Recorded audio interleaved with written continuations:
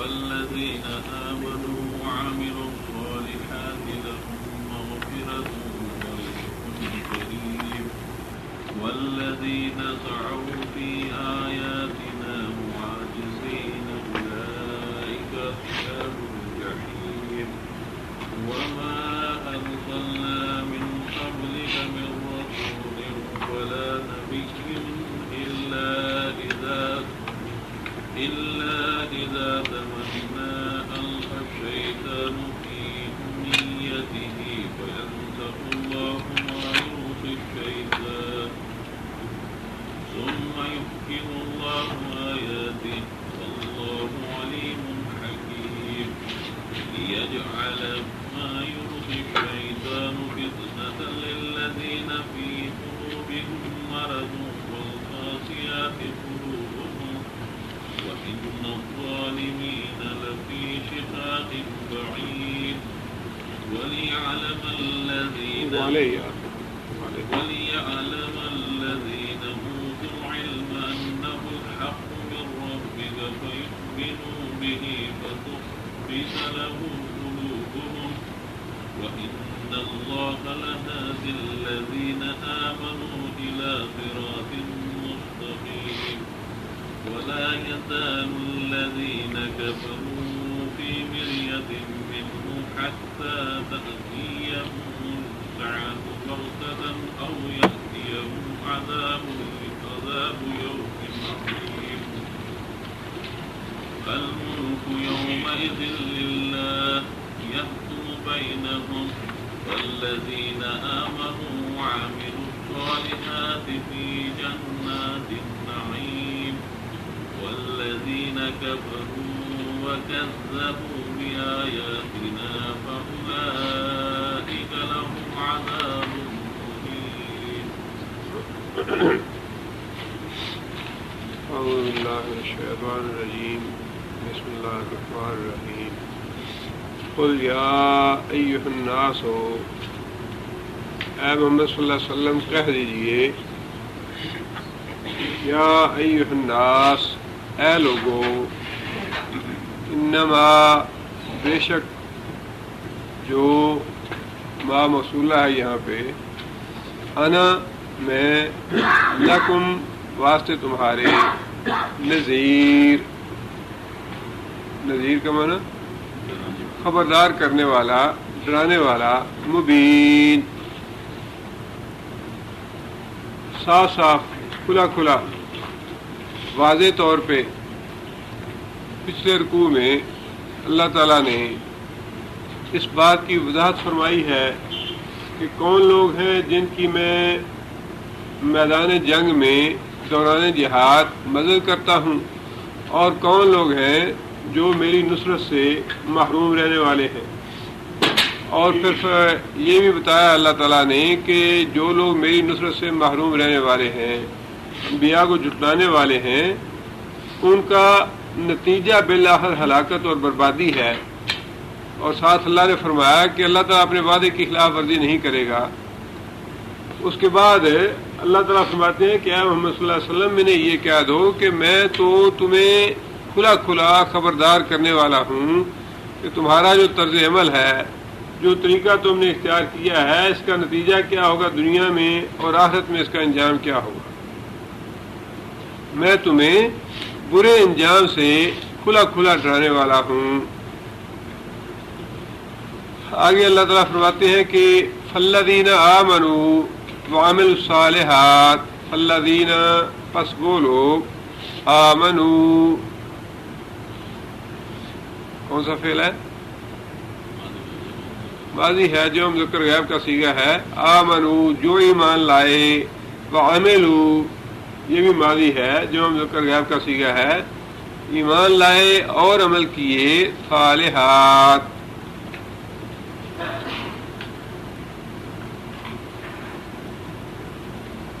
نیکیوں والے. صالحات کیا ہے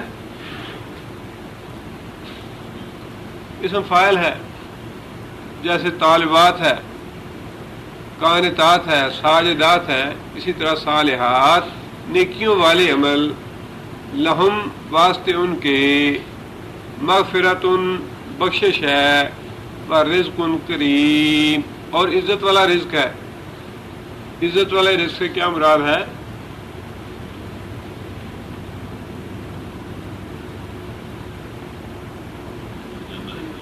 जन्नत में इज्जत वाला रिज़्क़ है, जिसका मतलब ये है कि जन्नत में इंसान को रिज़्क़ हासिल करने के लिए कोई ऐसी मिन्नत या मशक्क़त नहीं करनी पड़ेगी जिससे इंसान की हक़र या तौहीन हो। ना तो इंसान को मिन्नत करनी पड़ेगी, ना ही किसी किस्म की कोई रुकावट होगी, कोई अमर मानने होगा कि आदमी कहे जी मुझे ये चाहिए, खादिम कहने जी ये तुम्हें नहीं मिलेगा, आप ये चीज़ ले सकते हैं, या कोई खाने वाला या तलब करने वाला कहे कि मुझे इतना चाहिए तो देने वाला कहे नहीं इतना तो नहीं मिल सकता, इतना मिल सकता है, या खुद आप उठ के ले लीजिए। ऐसे नहीं है, बल्कि बड़ी इज्जत वाला रिज़्क़ है, जहाँ इंसान बैठा होगा वहीं इंसान को मिलेगा और जितना चाहेगा जो चाहेगा वो मिलेगा। आगे अल्लाह फरमाते हैं वल्लज़ीना सअऊ फी आयातिना,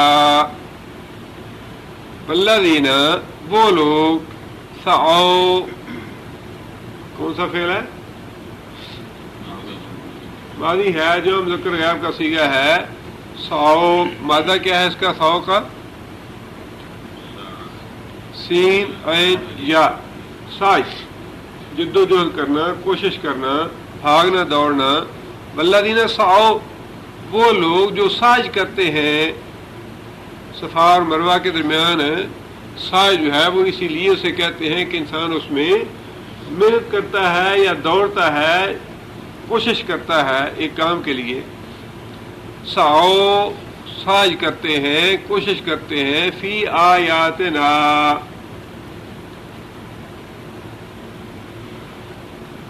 हमारी आयतों के बारे में, वो लोग जो कोशिश करते हैं हमारी आयतों के मामले में, हमारी आयतों के बारे में, मुआजिज़ीन। मुआजिज़ क्या है?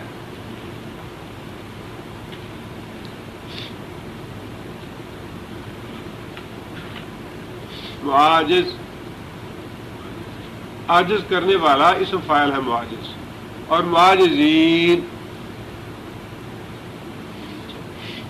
जमा है, इसम फ़ाइल का जमा का सीगा है मुआजिज़ीन, आजिज़ करने वाले। किसी को आजिज़ कर देने से क्या मतलब है?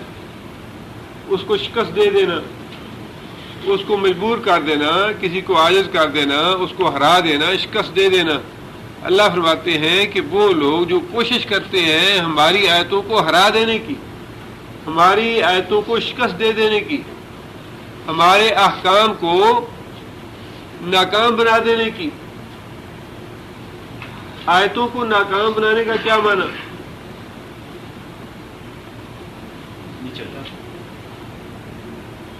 आयतों को नाकाम बनाने का मतलब ये है कि अल्लाह ताला एक हुक्म देते हैं कि भाई ये मेरा हुक्म है।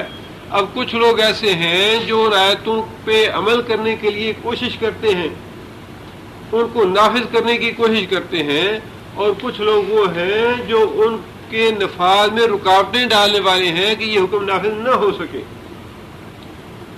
एक वो फरीक है जो कहता है सूद अल्लाह ने हराम किया है, इसको नाफिज नहीं होना चाहिए, सूद का निज़ाम नहीं होना चाहिए। एक ग्रुप वो है जो अल्लाह के इस हुक्म को हराने की कोशिश करता है, नाकाम बनाने की कोशिश करता है कि नहीं इसको नाफिज होना चाहिए। जिस तरह हमारे यहाँ हो रहा है मुसलसल 50 साल से, और पिछले साल सुप्रीम कोर्ट ने बाकायदा फैसला दे दिया कि सूद किसी शक्ल में भी हराम है, किसी शक्ल में भी जायज नहीं, हराम है, इसको खत्म होना चाहिए। और उसके बाद हुकूमत ने खुद सुप्रीम कोर्ट में रिट दायर करके जी 1 साल की हमें और मोहलत दे दीजिए सूद खाने की, उसके बाद फिर देखेंगे, साल खत्म होगा तो फिर नए साल के ये दे देंगे। ये है कि वो लोग जो कोशिश करते हैं मेरी आयतों को हराने की, मेरी आयतों, मेरे अहकाम को नाकाम बनाने की कोशिश करते हैं। अल्लाह ने कहा कि औरतें जो हैं वो हिजाब पहन के घरों में बैठे, बगैर हिजाब के घरों से बाहर न निकले। अब पूरी مشینری حکومت کی اپنے وسائل کے ساتھ اپنے ذرائع کے ساتھ یہ تبلیغ کر رہی ہے کہ بے پردگی ہی ہمارا کلچر اور تہذیب ہے، بے حیائی ہمارا کلچر اور تہذیب ہے، ٹی وی پہ جتنی بے حیائی فحاشی کی تعلیم ہو سکتی ہے وہ دے رہے ہیں. یہ ہے اللہ کے احکام کو ناکام بنانے کی کوشش. ایک طرف تو اللہ کے حکم ہے کہ عورتیں جو ہیں وہ گھر میں بیٹھے با پردہ ہو کے باہر بغیر پردے کے نہ نکلیں، اور دوسری طرف وہ لوگ ہیں جو اللہ کی آیتوں کو ناکام بنانے کی کوشش کر رہے ہیں کہ نہیں ہم تو یہی کرنا چاہتے ہیں، یہی ہمارا کلچر ہے، یہی ہماری تہذیب ہے اور اسی کو ہم نے نافذ کرنا ہے. تو یہ ہے وہ بات جو اللہ فرما رہے ہیں کہ وہ لوگ جو ہماری آیتوں کو، ہمارے احکام کو، ہمارے دین کو، ہمارے فرمودات کو ناکام بنانے کی کوشش کرتے ہیں، معاجزین کہ اللہ کے یہ حکم ناکام ہو جائے، اللہ کا فرمان کسی طرح ناکام ہو جائے. اللہ فرماتے ہیں اولئک اصحاب الجحیم، اولئک یہ لوگ، اصحاب الجحیم، اصحاب کا واحد صاحب، اصحاب ساتھی، جحیم جہنم کے، یہ لوگ جہنم میں جانے والے ہیں. اللہ تعالیٰ نے قرآن مجید میں بنیادی قاعدے اور اصول ہمیں بتائے ہیں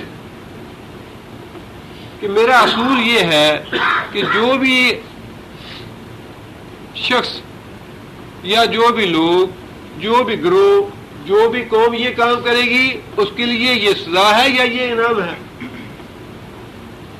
اب اس سے صرف یہی انسان کے ذہن میں بات نہیں جانی چاہیے کہ شاید یہ تو اللہ نے کسی حکومت کے بارے میں یا کسی جماعت کے بارے میں یا کسی طاقتور گروہ کے بارے میں حکم دیا ہے کہ جو میری آیتوں کو ہرانے کی کوشش کرے اس کے لیے، ان کے لیے جہنم ہے.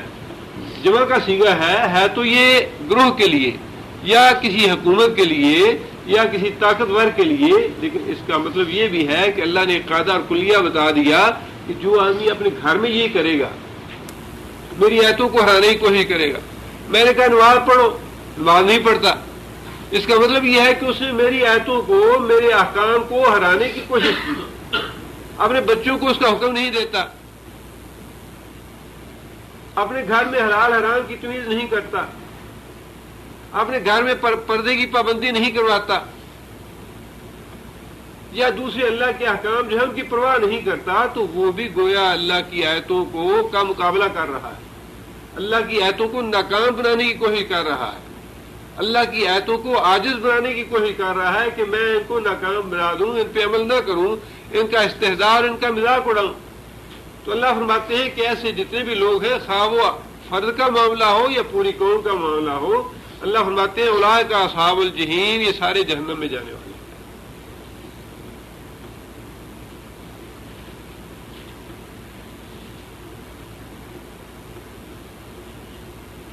اللہ تعالیٰ نے قاعدے اور کلیے بتائے ہیں اور بڑے کھلے کھلے اور صاف صاف بتائے ہیں. اس میں کسی بھی آدمی کو غلط فہمی میں نہیں رہنا چاہیے جی پتہ نہیں یہ کس کے لیے ہے، کافروں کے لیے ہے، مشرکوں کے لیے ہے یا مسلمانوں کے لیے ہے. اللہ نے فرما دیا والذین، وہ لوگ جو بھی ہیں، خواہ نام جو ہے وہ عبداللہ یا عبدالستار رکھا ہوا ہے یا عبدالرحیم رکھا ہوا ہے، لیکن کام جو ہے وہی ہے جو ڈیوڈ کرتا ہے یا گولڈ سمتھ کرتا ہے، تو انجام کے اعتبار سے اللہ کو اس بات کی تو پرواہ نہیں. اب رسول اللہ صلی اللہ علیہ وسلم کے زمانے میں کتنے لوگ تھے جن کافروں کے نام، عبداللہ بن ابی جو تھا، بڑا اچھا نام تھا، عبداللہ نام تھا اس کا، لیکن اگر عبداللہ بن ابی جو ہے، جو منافق تھا، سچا مسلمان نہیں تھا، اس کے اعمال کرتار سنگھ جیسے ہیں، تو کرتار سنگھ کے ساتھ ہی جائے گا، وہ نام کے الگ ہونے سے کوئی فرق نہیں پڑتا. عبداللہ بن ابی جو ہے اور کرتار سنگھ ایک ہی جگہ پہ ہوں گے، مگر اس لیے تو فرق نہیں ہوگا کہ اسے نام اپنا، یہ نام تو باپ دادا نے رکھ دیا جو بھی رسم و رواج تھا اس کا. اللہ تعالیٰ نے تو قاعدہ کلیہ بتا دیا والذین، اس لیے اللہ نے کسی گروہ کا نام ہی نہیں لیا کہ کافر ہوں یا مشرک ہوں یا اہل کتاب ہوں یا مسلمان ہوں. والذین، وہ لوگ جو کوشش کرتے ہیں فی آیاتنا ہماری آیتوں کے معاملے میں معاجزین کہ ان کو ہرا دیا جائے، ان کو ناکام بنا دیا جائے، خواہ کسی گھر کے اندر یا کسی ملک کے اندر، اولئک اصحاب الجحیم وہ جہنم میں جانے والے ہیں۔ آگے اللہ فرماتے ہیں کہ وما ارسلنا، یہاں پہ ما کون سا ہے؟ نافیہ ہے، وما اور نہیں، ارسلنا کون سا فعل ہے؟ ارسلنا مضارع ہے جو متکلم کا صیغہ ہے، ارسلنا ہم نے بھیجا، اور نہیں بھیجا ہم نے من قبل کا، من قبل کا کون مراد ہے اس سے؟ محمد صلی اللہ علیہ وسلم، تو اس سے پہلے اے محمد صلی اللہ علیہ وسلم تو اس سے پہلے نہیں بھیجا ہم نے من رسول کوئی رسول، ولا نبی اور نہ ہی کوئی نبی، تو اس سے پہلے ہم نے نہ کوئی رسول ایسا بھیجا اور نہ نبی بھیجا، الا مگر اذا تمنا، اذا جب، تمنا کون سا فعل ہے؟ تمنا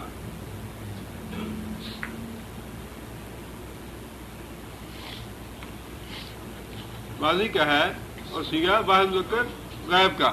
اذا تمنا جب اس نے تمنا کی، جب اس نے آرزو کی۔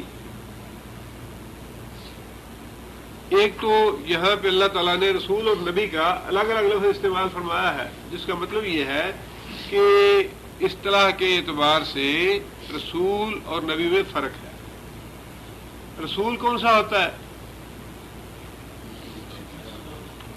جس پہ وحی نازل ہوتی ہو، جناب جبرائیل جس کے پاس وحی لے کے آتے ہوں وہ ہے رسول، یا جو صاحب کتاب ہو۔ نبی وہ ہے جو اپنے پہلے سے آئے ہوئے رسول کی شریعت کے مطابق لوگوں کو دعوت دے اس کی۔ موسیٰ علیہ السلام اللہ کے رسول تھے، ہارون علیہ السلام اللہ کے نبی تھے۔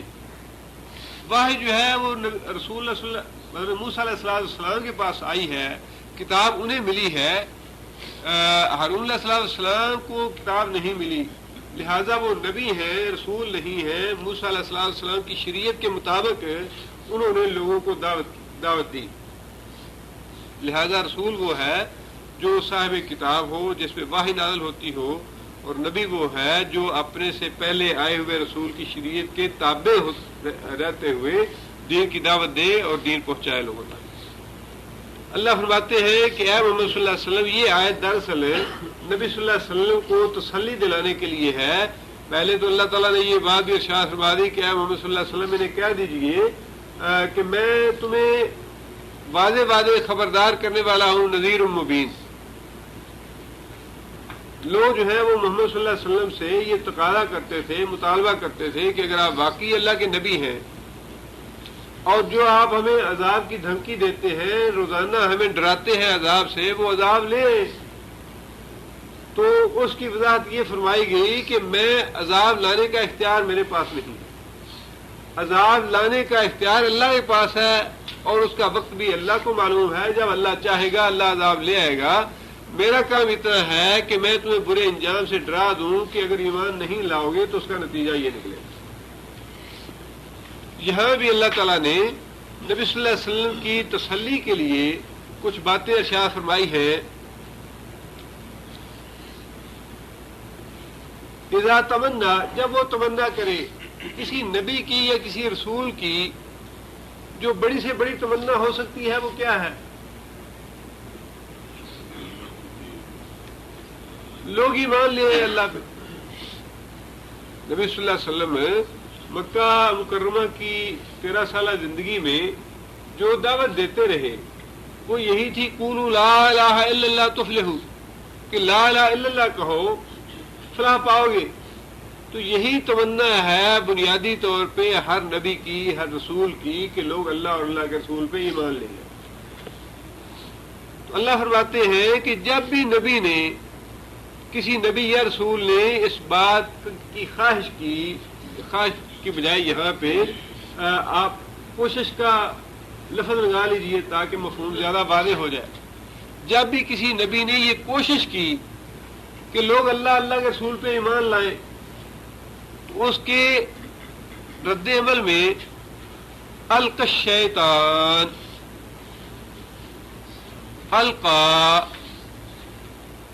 القا کا معنی کون سا فعل ہے؟ القا ماضی ہے، صیغہ ہے واحد مذکر غائب کا. القا کا معنی ہوتا ہے ڈالنا.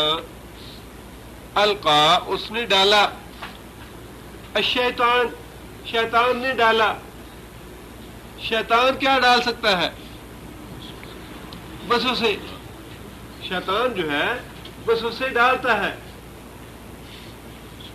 قل اعوذ برب الناس مالک الناس الہ الناس من شر الوسواس الخناس الذی یوسوس فی صدور الناس من الجنۃ والناس. جنوں اور انسانوں میں سے جو بھی وسوسہ ڈالنے والے ہیں شیطان ہیں، ان سے اللہ کی پناہ مانگنی چاہیے. اب اللہ یہ فرماتے ہیں کہ آپ لوگوں کو دین کی دعوت دیتے ہیں، اس کے رد عمل میں لوگ جو ہے وہ مختلف جو اعتراض کرتے ہیں یہ شیطان کے وسوسے ہیں. دین کے معاملے میں نبی جو دعوت دیتا ہے امت کو، یا پھر علماء جو ہیں وہ امت کو بات بتاتے ہیں دین کی، اللہ کی اور اللہ کے رسول کی، اس کے جواب میں جو نہ ماننے والے ہیں اللہ کے رسول کی بات کو، اس کی وجہ کیا ہے؟ اس کی وجہ یہ ہے کہ شیطان انہیں پٹی بڑھاتا ہے، شیطان وسوسے ڈالتا ہے کہ نبی کی بات نہ مانو، رسول کی بات نہ مانو. اس کی وجہ تو یہ ہو سکتی ہے، اور اس کی مثالیں خود امام جی نے بڑی دی ہیں. جنگ تبوک کے موقع پہ نبی صلی اللہ علیہ وسلم کی اونٹنی راستے میں گم ہو گئی، اور جتنے منافق تھے انہوں نے یہ طنز کی نبی صلی اللہ علیہ وسلم پہ کہ حضرت صاحب ویسے تو آسمان کی خبریں لاتے ہیں اور اپنی اونٹنی گم ہو گئی ہے، پتہ نہیں کدھر ہے. اب یہ دیکھیے کہ شیطان جو ہے اس نے یعنی کتنا دل کو ایک لگتی ہوئی، دل میں کھبتی ہوئی دلیل جو ہے وہ منافق کو یا کافر کو دے دی کہ یہ ویسے تو غیب کی خبریں آسمان سے سناتے ہیں، میرے پاس جبریل آتا ہے اور فرشتہ آتا ہے اور یہ ہوگا وہ ہوگا، اور قیامت کی خبریں دیتے ہیں اور قبر کی زمین کی خبریں دیتے ہیں، اور اپنی اونٹنی کا بھی پتہ نہیں میری اونٹنی کہاں ہے.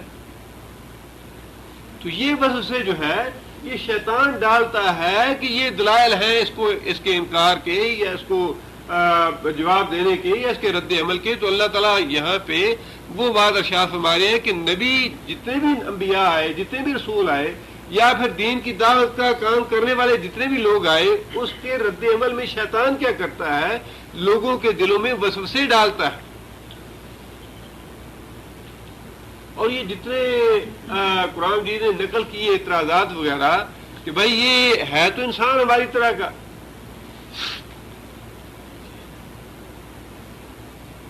اور کھاتا بھی ہے، پیتا بھی ہے، ماں باپ بھی ہے اس کی اولاد بھی ہے، اس کی بیویاں بھی ہیں، اور پھر کہتا ہے کہ میں اللہ کا رسول ہوں، آسمانوں پہ گیا ہوں یا آسمان سے فرشتہ آتا ہے میرے پاس، مجھ پہ بھی لاتا ہے اور میں اس سے بات کرتا ہوں. یہ کیسی عجیب سی بات ہے. ہمارے ساتھ کیوں نہیں بات کرتا فرشتہ آ کے؟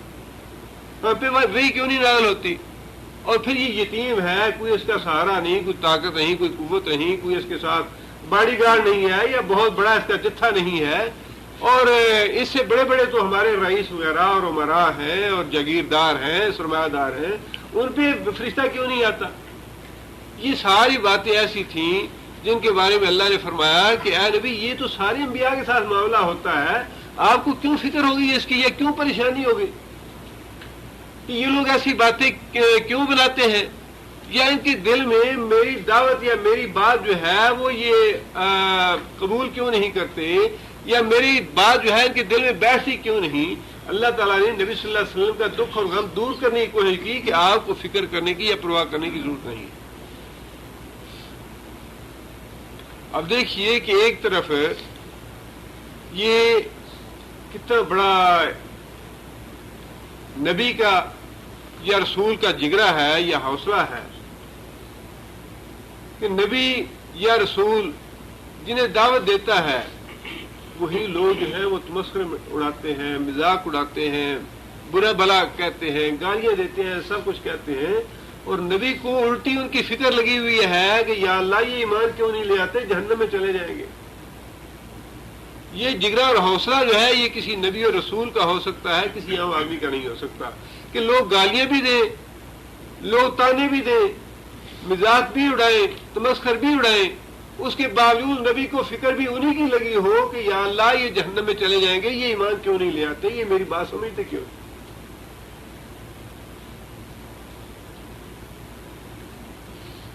اب بات تو وہی ہے کہ یہ ایک دین کی تعلیم جو ہے نا، یا اللہ اور اللہ کے رسول کے احکام کا معاملہ، یہ بھی ایسے ہی ہے کہ آہستہ آہستہ آہستہ آہستہ جیسے جیسے انسان اسے پڑھتا ہے، سیکھتا ہے، تو اسے میچور ہوتا ہے۔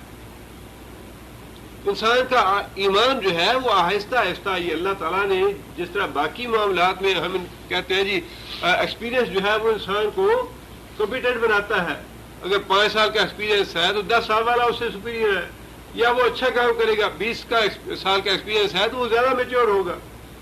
یہی معاملہ ایمان کا ہے کہ ایک آدمی ساری زندگی قرآن کو پڑھتا نہیں، ہاتھ نہیں لگاتا، اس کے ایمان کا کیا حال ہوگا؟ وہ تو یہی کہے گا ٹھیک ہے 32 ملین ہمارا قرضہ معاف ہوتا ہے، تو آئے کافر آتے ہیں تو آئے لے لیں ہماری زمین بھی، ہمارا ملک بھی لے لے، قبضہ کر لیں، ہمیں کیا چاہیے، ہمارا صرف قرضہ معاف ہونا چاہیے۔ جس آدمی نے قرآن نہیں پڑھا، نماز نہیں پڑھی، اللہ اللہ کے رسول کا کبھی نام نہیں لیا، اس کے دماغ میں سوائے دنیا کے ہو ہی کیا سکتا ہے؟ اس میں تعجب کی بات ہی نہیں ہے، اس میں کوئی تعجب کی بات ہی نہیں ہے۔ اگر ایک آدمی جو ہے وہ خالص مادہ پرستانہ طریقے سے سوچتا ہے، یہ سمجھتا ہے ہاں جی اب تو دشمن آ گیا سر پہ، عیسائی تو چڑھائی کر کے آ گیا، اب کیا کریں بچنے کے لیے، سوائے ان کی اطاعت کرنے کے کوئی راستہ ہی نہیں ہے۔ بڑا اچھا مولانا مودودی رحمۃ اللہ علیہ نے منافق کی 2 علامتیں لکھی ہیں سورہ توبہ میں۔ سورہ توبہ ہم میں سے ہر ایک کو آج کل پڑھنی چاہیے، جو بھی اللہ اللہ کے رسول پہ ایمان رکھتا ہے اور موجودہ حالات کو سمجھنا چاہتا ہے، وہ ایک ایک لفظ سورہ توبہ کا پڑھے۔ سورہ توبہ کو دوسرا نام ہی سورہ توبہ کا اللہ نے علماء نے رکھا ہے ذلیل اور رسوا کرنے والی سورہ۔ عربی کا لفظ میرے ذہن سے نکل گیا ہے، جس کا معنی ہی یہ ہے ذلیل اور رسوا کرنے والی سورہ۔ یہ ضرور پڑھیے، ہر آدمی جو بھی تفسیر ہے آپ کے پاس اسے ضرور پڑھیے جا کے سورہ توبہ کو، آج کل کے حالات کی صحیح پکچر آپ کے بالکل سامنے آ جائے۔ مولانا لکھا ہے کہ منافق کی 2 نشانیاں ہیں، ایک تو یہ ہے کہ اس کی سوچ کا محور دنیاوی مفاد ہوتا ہے، میں یہ کام کروں گا تو مجھے دنیا کا کیا فائدہ حاصل ہوگا، جبکہ اللہ اللہ کے رسول پہ ایمان رکھنے والا آدمی جو ہے وہ اللہ کی رضا کو سامنے رکھتا ہے، آخرت کو اور عاقبت کو سامنے رکھتا ہے کہ میں اگر یہ کام کروں گا تو میری عاقبت خراب ہوگی یا بگڑے گی، سنورے گی یا بگڑے گی۔ دوسری نشانی منافق کی یہ بتائی کہ وہ خالص مادی اسباب پہ توکل کرتا ہے، مادی اسباب پہ، ہمارے پاس کتنا اسلحہ ہے، ہمارے پاس فوجی کتنے ہیں، ہمارے پاس جرنیل کتنے ہیں، ہمارے پاس لڑنے کے لیے کچھ ہے یا نہیں ہے، یہ خالص مادی اسباب پہ وہ توکل کرتا ہے۔ اور جو اللہ اللہ کے رسول پہ ایمان رکھنے والا ہے وہ خالص اللہ پہ توکل کرتا ہے کہ اللہ نے کہا ہے کہ جہاد کرو ان لوگوں سے جب سر پہ، اللہ کے رسول نے پہلے تو یہ فرمایا کہ جنگ کی تمنا نہ کرو، جنگ سے بچنے کی کوشش کرو۔ بالکل وہی بات جو نبی صلی اللہ علیہ وسلم نے جو تعلیم ہمیں دی ہے انسانی مزاج اور فطرت کے عین مطابق ہے، وہ اسلام بڑا دین فطرت، اس لیے دین فطرت کہتے ہیں اسے، انسانی مزاج کے عین مطابق ہے کہ جنگ کی تمنا نہ کرو، جان بوجھ کی جنگ نہ چھیڑو، لیکن اگر تمہارے اوپر جنگ مسلط کر دی جائے تو پھر اللہ پہ توکل کر کے ڈٹ جاؤ، کافروں کے ساتھ، کافروں کے سامنے جھکو نہ، بھاگو نہ، جو بھاگنے والا ہے اس کے فرمایا کہ وہ اس کی توبہ قبول نہیں۔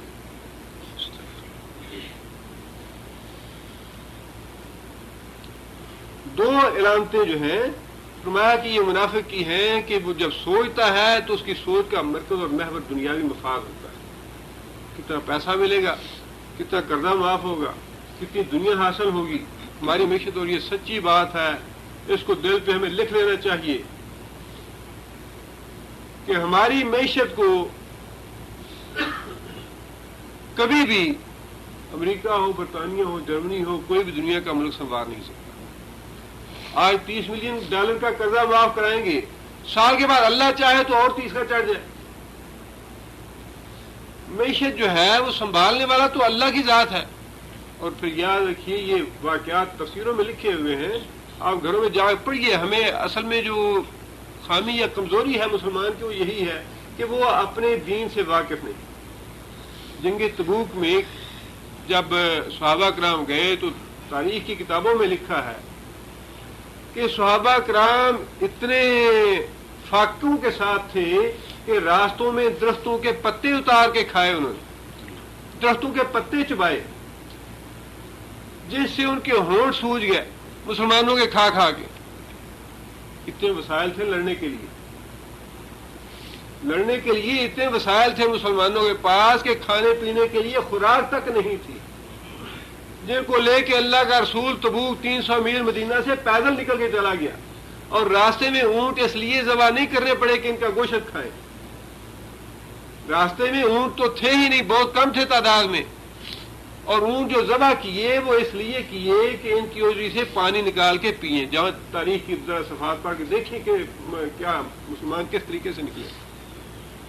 اللہ تو کہتا ہے کہ ایک دفعہ تو میں زلزلوا زلزالا شدیدا، ایک دفعہ تو میں پوری طرح ہلا کے رکھ دوں گا تمہیں اس آزمائش میں کہ تم واقعی مومن ہو یا نہیں ہو۔ تم نے اپنا ایٹم بم بنا کے غاروں میں چھپا کے رکھا ہے، اللہ کو تو تمہیں بزدل بنا دے اللہ تعالیٰ، تو اس کا فائدہ کیا؟ اگر تمہارا ایمان ہی اللہ پہ نہیں ہے تو تمہارا سارا کے سارا اسلحہ بنا بنایا سب پڑا رہے گا۔ اور اگر ایمان ہے تو فاقہ کشی کے ساتھ بھی اللہ کا رسول اپنے صحابہ کو لے گیا، اور اتنی دہشت ہوئی، اللہ نے اتنا روم ڈال دیا کافروں کے دلوں میں مسلمانوں کا کہ رسول اکرم صلی اللہ علیہ وسلم کتنے مہینے تبوک جا کے بیٹھے رہے؟ 2 یا 3 مہینے یا شاید 40 دن ہے۔ وہاں رسول اللہ صلی اللہ علیہ وسلم نے باقاعدہ کیا فرمایا، اس لیے کہ کوئی یہ نہ کہے کہ جی ہاتھ لگا کے واپس آ گیا، پورے عالم عرب میں پوری دنیا میں دھاگ بٹھا دی گئی کہ باقی مسلمان جو ہے وہ فاتح ہیں، کامیاب ہو کے آئے ہیں۔ رومیوں کو لڑنے کی جرت نہیں ہوئی مسلمانوں سے، اور حالت یہ تھی کہ کھانے پینے کے لیے کچھ نہیں تھا، اونٹوں کو صرف اس لیے ذبح کیا گیا کہ پانی میسر نہیں، اور اونٹوں کی اوجریوں سے پانی نکال کے پیا صحابہ کرام نے۔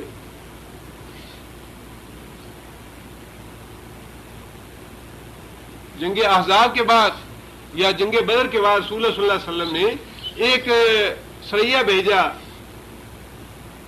جنگی کارروائی کے لیے، اور اس کا نام ہی سریہ خبت پڑ گیا۔ خبت کہتے ہیں درختوں سے پتوں کو جھاڑنا، درختوں سے پتوں کو جھاڑنا۔ اس کا نام یہ اس لیے پڑا کہ تاریخ میں لکھا ہے کہ مسلمانوں کے لیے کے پاس کھانے پینے کے لیے کچھ نہیں تھا، اور جہاں کہیں جاتے درختوں سے پتے جھاڑ کے کھاتے اور گزارا کرتے، اور گئے جہاد کرنے کے لیے۔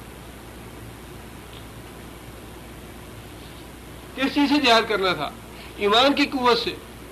اور جنگ احزاب کے وہ واقعات جو ہیں وہ تو بڑے معروف ہیں کہ خندق کھودتے ہوئے صحابہ نے ایک عذر سا پیش کیا کہ یا رسول اللہ طاقت نہیں ہے، بھوکے ہیں، اور ہمارے پیٹوں پہ ایک ایک پتھر باندھا ہوا ہے۔ نبی صلی اللہ علیہ وسلم نے اپنی قمیض مبارک اٹھا کے دکھا دی کہ میرے پیٹ پہ 2 پتھر باندھے ہیں۔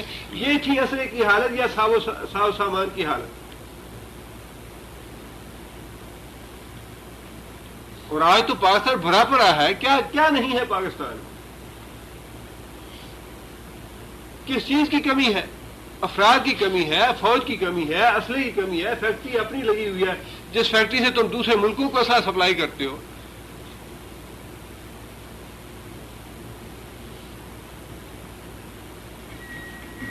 بات تو وہی ہے کہ منافق جو ہے اس کی سوچ کا مرکز اور محور جو ہے دنیا ہے، وہ ہر معاملے کو اپنے دنیاوی مفادات کے اعتبار سے سوچتا ہے اور تولتا ہے کہ میں یوں کروں گا تو مجھے دنیا کا فائدہ کتنا ہوگا، یوں کروں گا تو دنیا کا نقصان کتنا ہو جائے گا۔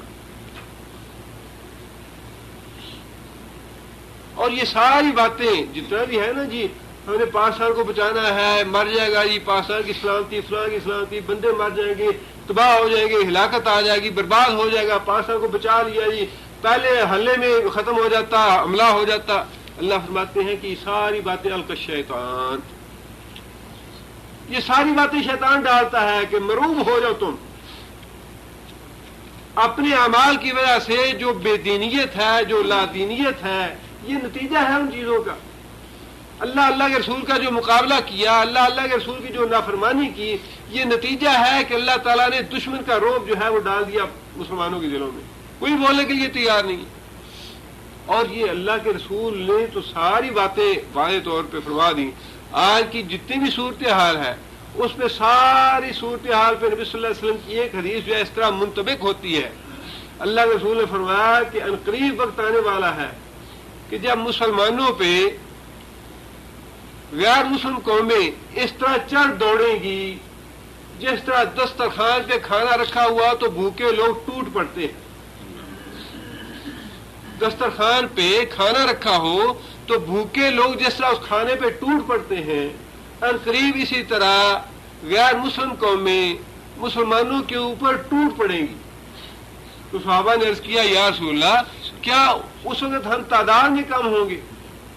تو نبی صلی اللہ علیہ وسلم نے فرمایا کہ نہیں، تعداد میں کم نہیں ہوں گے، بلکہ اس وقت مسلمانوں کی حیثیت سمندر کے اوپر آئے ہوئے جھاگ کی طرح ہوگی، جس کو ایسے پھونک بھی مار دے تو وہ ختم ہو جاتی، کوئی حیثیت ہی نہیں ہوگی۔ سرمایہ بھی ہوگا، دولت بھی ہوگی، اسلحہ بھی ہوگا، تعداد بھی ہوگی، سب کچھ ہوگا، لیکن ان کی حیثیت جو ہے وہ اس طرح سے ہوگی جس طرح سمندر کے اوپر آئی ہوئی جھاگ کی حیثیت ہوتی ہے۔ صحابہ نے عرض کیا یا رسول اللہ، اس کی کیا وجہ؟ تو نبی صلی اللہ علیہ وسلم نے فرمایا کہ اس کی وجہ یہ ہے کہ ان کے دلوں میں وہن آ جائے گا۔ صحابہ نے پوچھا یا رسول اللہ، یہ وہن کیا ہے؟ تو نبی صلی اللہ علیہ وسلم نے فرمایا وہن یہ ہے کہ دنیا کی محبت اور موت کا ڈر، دنیا سے محبت، اتنے بڑے بڑے بنگلے اور اتنے بینک بیلنس اور اتنی آرائش اور آسائش کی زندگی، یہ چھوڑ کے پتھروں میں اور سنگلاخوں میں اور پہاڑوں میں جا کے جہاد کون کرے؟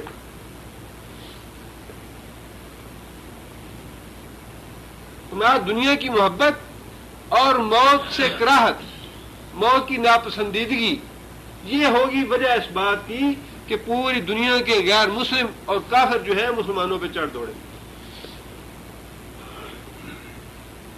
اور یہ جتنے بھی بہانے ہم کرتے ہیں نا جہاد سے منہ موڑنے کے، جہاد سے فرار کے، یہ سارے بہانے اللہ فرماتا ہے القی الشیطان، شیطان دلوں میں ڈالتا ہے۔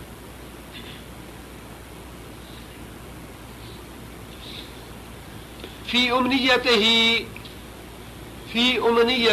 امنیت تمنا کی جمع ہے، یعنی وہ جو پیغمبر کی تمنائیں ہوتی ہیں، جو پیغمبر کی آرزویں ہوتی ہیں کہ کاش یہ لوگ ایمان لے آئیں، کاش یہ لوگ جہنم سے بچ جائیں، کاش یہ لوگ صراط مستقیم پہ آ جائیں، یہ ہیں آرزویں انبیاء کی اور رسولوں کی، یا ان کے بعد دین کی دعوت دینے والے جو علماء ہیں ان کی۔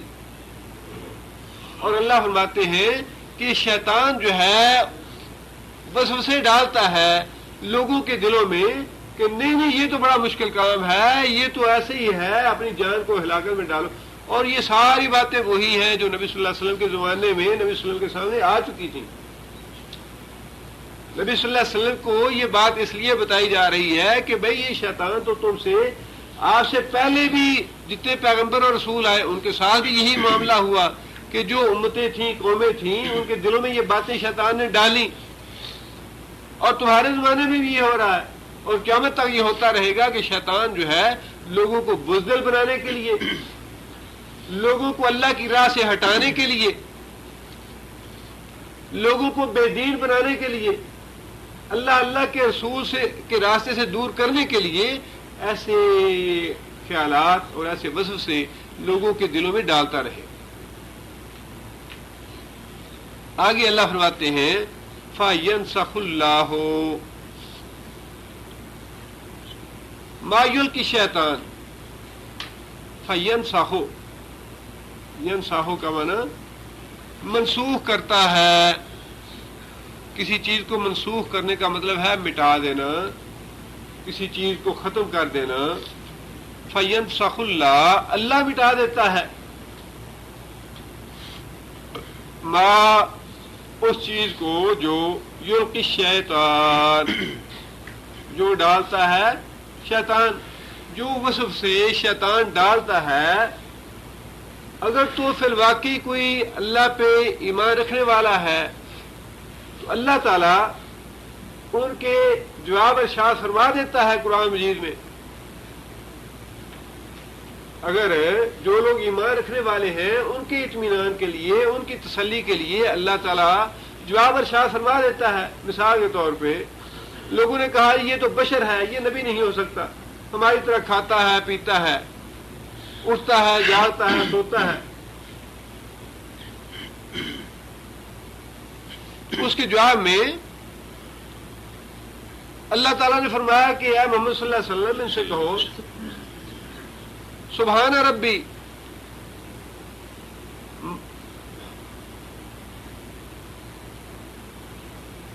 قل سبحان ربی ما کنت الا بشر رسولا.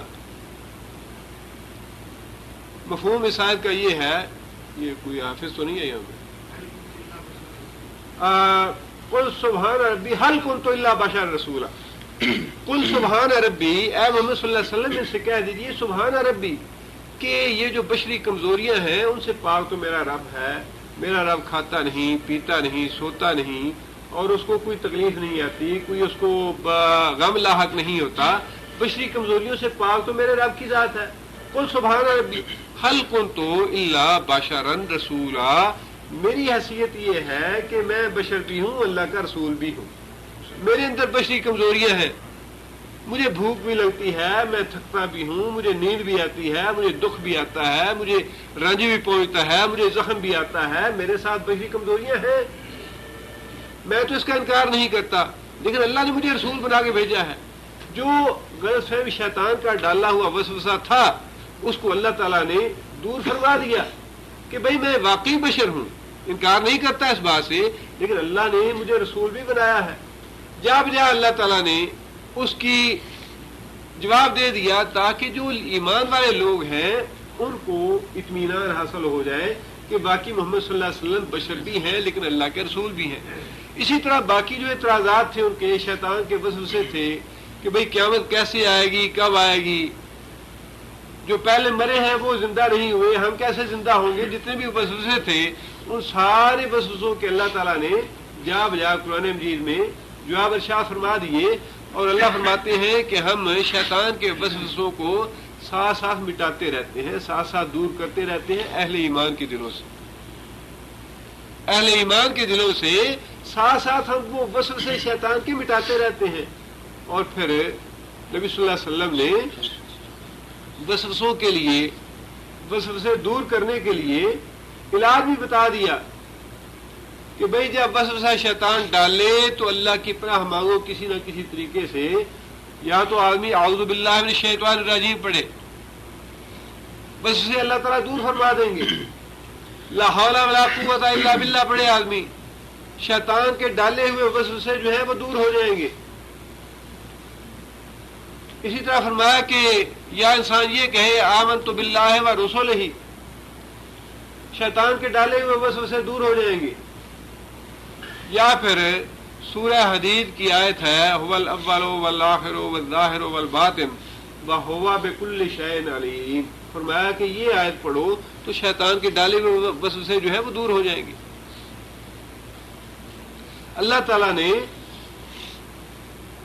جواب کے ساتھ بھی قرآن مجید میں سارے شکوک اور شبہات دور کرنے کی کوشش فرمائی اور ان کے جوابات دے دیے کہ جو اعتراض کیے جاتے ہیں اسلام پہ، دین پہ، محمد صلی اللہ علیہ وسلم کی ذات پہ، آخرت پہ، ان کا جواب یہ ہے.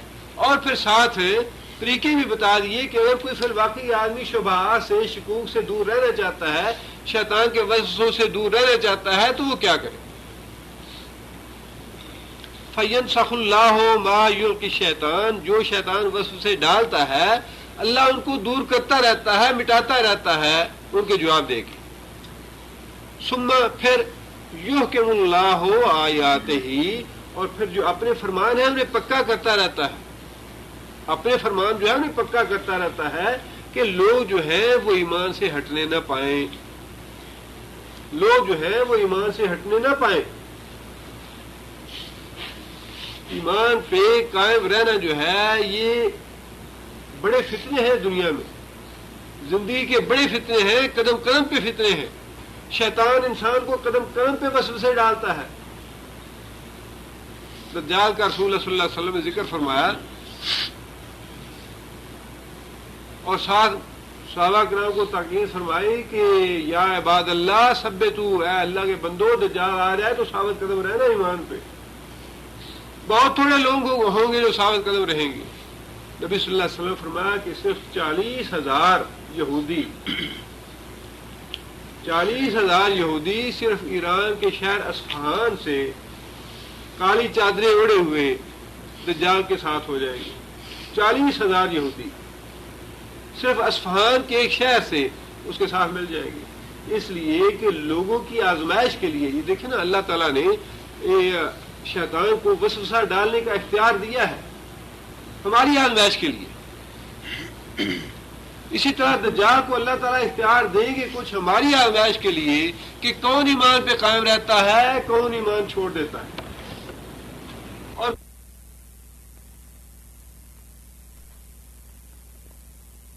انسان کو جنت ہوگی اس کے ساتھ، جہنم بھی ہوگی اس کے ساتھ،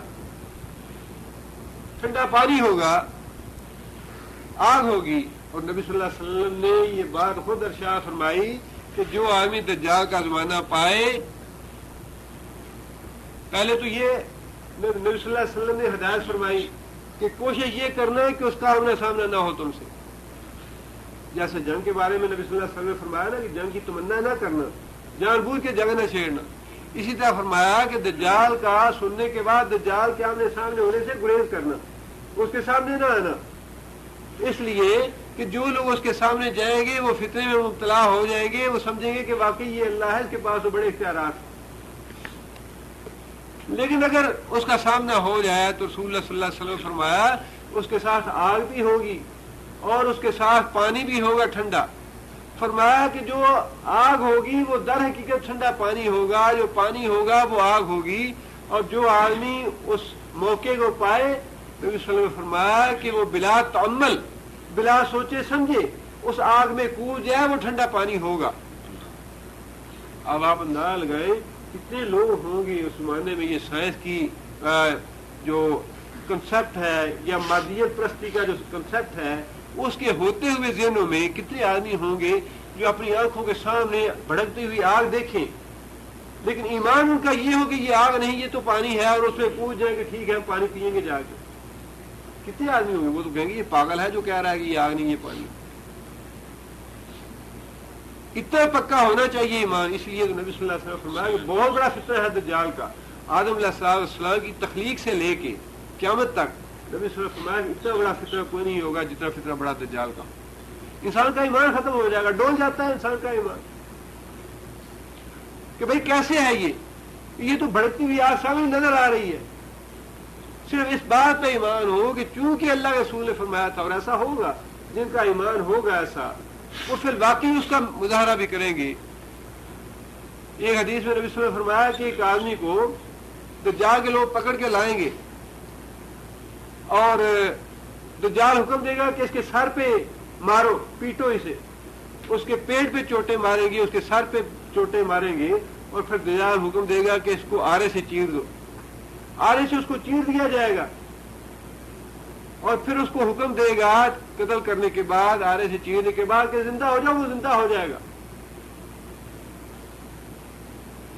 زندہ ہونے کے بعد نبی صلی اللہ علیہ وسلم نے فرمایا کہ وہ آدمی جو ہے وہ ہنستا ہوا آئے گا اور کہے گا کہ اب تو مجھے پورا ایمان اور یقین ہو گیا کہ تو ہی وہ دجال ہے جس کے بارے میں ہمیں محمد صلی اللہ علیہ وسلم نے بتایا تھا کہ تو واقعی دجال۔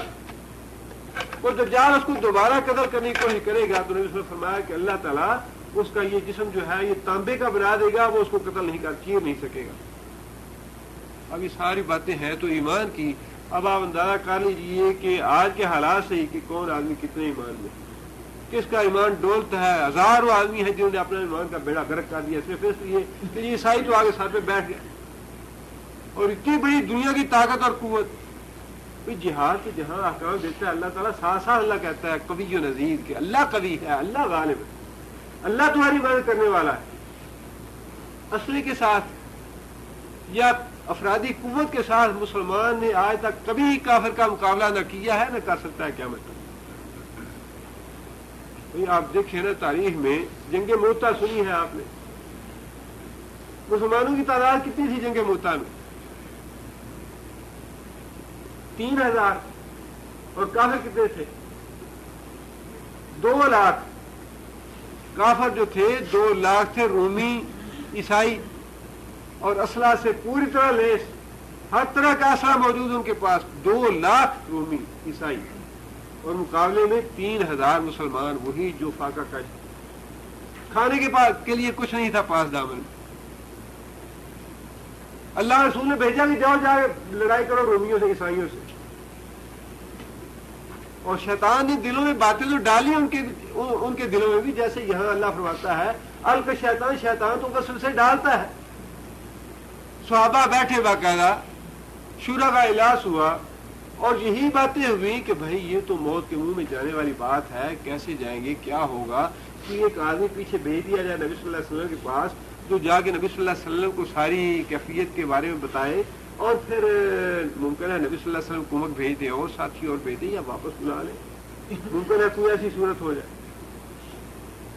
اب اللہ فرماتے ہیں کہ جو شیطان وسوسے ڈالتا ہے، ینسخ اللہ، اللہ اس کو مٹاتا ہے۔ ایسے لوگ ہوتے ہیں، اللہ پیدا کر دیتا ہے جو ان سارے وسوسوں کو، شیطانی خیالات کو نکال دیتا ہے۔ انہی میں سے حضرت عبداللہ بن رواحہ موجود تھے، صحابی، وہ کھڑے ہوئے، انہوں نے خطبہ دیا، اللہ کی حمد و ثنا کی، اور کہنے لگے کہ بھائی بات یہ ہے اللہ کے رسول نے ہمیں بھیجا ہے، اور پھر ہمیں ڈر کس بات کا؟ ہر صورت میں ہمارے لیے خیر اور بھلائی ہے۔ اگر ہم ان سے ٹکر لے کے 2 لاکھ فوج سے مر جائیں گے تو ہمارے لیے شہادت ہے، اس سے بڑی وہ کیا چیز ہے؟ یہ تو ہم تلاش کرتے پھرتے ہیں، اسی کی تلاش میں تو ہم گھروں سے نکلے ہیں کہ شہادت ہمیں حاصل ہو، اور پھر اسے ڈرے بھی، یہ کیا بات ہوئی؟ اور اگر اللہ ہمیں فتح دے دے تو وہ بھی ہمارے لیے حسن عین میں سے ایک حسن ہے، ایک نیکی ہے، وہ بھی غازی بن کے واپس آئیں گے۔ عبداللہ بن رواحہ کی اس بات پہ کسی نے تبصرہ نہیں کیا، کسی نے بحث نہیں کی، کسی نے مناظرہ نہیں کیا، ہاں یہ نہیں ہم تو سپہ سالار ہیں، ہماری بات مانو، قوم اعتماد کرے ہم پہ، ہم بڑے ہیں۔ اس وقت سپہ سالار جو ہے وہ کون تھے؟ زید بن حارثہ تھے، عبداللہ بن رواحہ سپہ سالار نہیں تھے۔ انہوں نے تو خطبہ دیا، اپنے جذبات کا اظہار کیا کہ نہیں یہ کافر ہیں، سے لڑنا چاہیے، اللہ فتح دے گا ہمیں، اور اگر اللہ نے ہماری شہادت لکھی ہے تو یہ ہمیں مطلوب ہے، یہ تو چاہیے ہمیں۔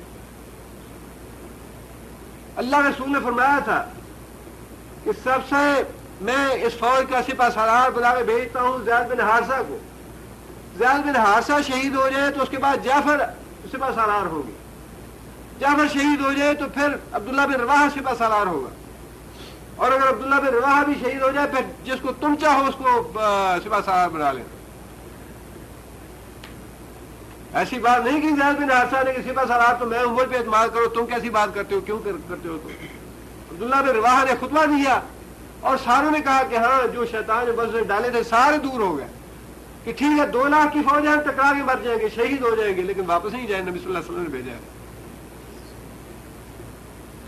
2 لاکھ کی فوج سے ٹکرائے، پہلے حضرت زید بن حارثہ شہید ہوئے، پھر حضرت جعفر شہید ہوئے، پھر حضرت عبداللہ بن رواحہ شہید ہوئے، تینوں جرنیل شہید ہو گیا جنگ میں۔ اس کے بعد مسلمانوں نے حضرت خالد بن ولید کو اپنا سپہ سالار بنایا۔ رسول اللہ صلی اللہ علیہ وسلم نے مدینے میں بیٹھ کے فرمایا کہ مجھے اللہ نے وحی کے ذریعے بتا دیا ہے کہ زید بن حارثہ شہید ہو گیا، جعفر شہید ہو گیا، عبداللہ بن رواحہ شہید ہو گیا، اور اب مسلمانوں نے اللہ کی تلواروں میں سے ایک تلوار کے ہاتھ میں تلوار دی ہے، اللہ تعالیٰ نے سیف اللہ کے ہاتھ سے فتح نصیب فرمائی، 2 لاکھ کے مقابلے میں 3000 کی فوج۔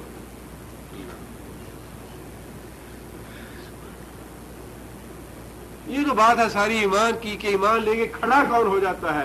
وہ بھی تو ہیں جو فاقہ کش ہیں، جن کو کھانے کو کچھ نہیں مل رہا، بچے بیمار ہیں جن کے، جو دوسری دفعہ اپنے گھر سے بے گھر ہو رہے ہیں، ان کی طرح بچوں کو اور عورتوں کو دیکھیں اسے کس طرح برقعے پہنے ہوئے وہاں اپنے ملکوں سے اور اپنے گھروں سے بے گھر ہو رہے ہیں اور ہجرت کر کے نکل رہے ہیں، شرم نہیں آتی؟ یہ ہے ہیومن رائٹس۔ کیا قصور ہے ان عورتوں اور بچوں کا؟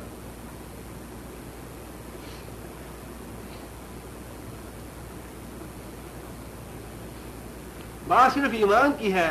ایمان کے نام پہ اللہ پہ توکل کرتے ہوئے جب مسلمان کھڑا ہوا، اللہ نے کبھی ایسے بے سہارا نہیں چھوڑا. اللہ نے فرمایا کہ میں اپنے وعدے کی خلاف ورزی کبھی نہیں کرتا. من اصدق من اللہ قیلا، اللہ سے زیادہ سچا کون ہو سکتا ہے؟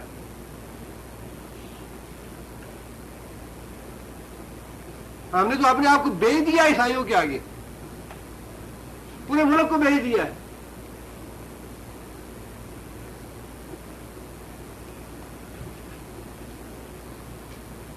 اور پھر کہتے ہیں ہاں جی مولوی تو بسم اللہ گنبد میں بند ہے. ہم کہتے ہیں ٹھیک ہے بھائی، ہم بسم اللہ گنبد میں، یہ ہمارے پاس ایک بسم اللہ گنبد ہے اور دوسری اللہ رسول کی سنت گنبد ہے. ہم تو اس گنبد میں ہی بند رہنا چاہتے ہیں، ہم اسی میں ہی مرنا چاہتے ہیں. تانے دیتے رہیں کہ جی بین الاقوامی سیاست کا مولویوں کو کیا پتا. وہ پہاڑوں کے اس پار بھی تو مولوی بیٹھے ہیں نا، پوری دنیا کو ہلا کے رکھ دیا ان مولویوں نے. ملا عمر ایک آنکھ سے اندھا ہے، کندھار کا گورنر جو ہے وہ ایک ٹانگ سے لنگڑا ہے، ملا ہے وہ بھی، مولوی ہے سارے مدرسے کے پڑے ہوئے، پوری دنیا پیچھے پڑی ہوئی ہے اور وہ ڈٹے ہوئے ہیں، جانے دینے کے لیے تیار ہے. ٹھیک ہے ہم مرنے کے لیے تیار ہیں، کھانے کے لیے ان کے پاس کچھ نہیں ہے.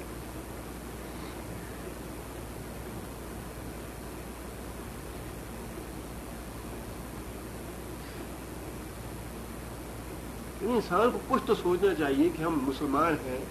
کوئی اللہ اور اللہ کے رسول والی بات یا اللہ کے رسول کی شرم و حیا ہمارے رہی نہیں ہے.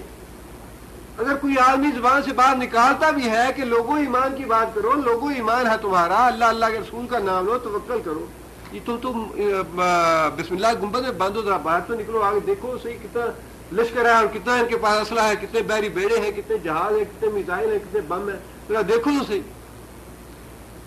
تو بسم اللہ گنبد میں بند ہو. یہ ساری باتیں وہی ہیں جو اللہ کے رسول نے اور اللہ نے ہمیں بتا دی ہیں کہ جب ایسی موقع آتا ہے تو الق شیطان وسوسے ڈالتا ہے اور اللہ فرماتا ہے کہ میں ان کو مٹاتا بھی ہوں اپنے نبیوں کے ذریعے، اپنے قرآن کے ذریعے، اپنے رسولوں کے ذریعے، اپنے دیندار یا علماء جو ہیں ان کے ذریعے کہ وہ ان شیطانی وسوسوں کو دور کریں. جن کے نصیب میں ہوتا ہے انہیں ایمان مل جاتا ہے، جن کے نصیب میں نہیں ہوتا وہ کفر یا نفاق میں پھنسے رہتے ہیں. یضل اللہ من یشاء، جسے اللہ چاہتا ہے وہ گمراہی میں پھنسائے رکھتا ہے. اس کو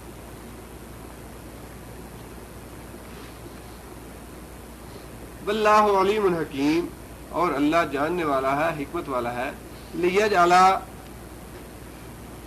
ما یلقی شیطان، اللہ فرماتے ہیں کہ یہ شیطان وسوسے کیوں ڈالتا ہے، ہم نے شیطان کو وسوسے ڈالنے کا اختیار کیوں دیا ہے.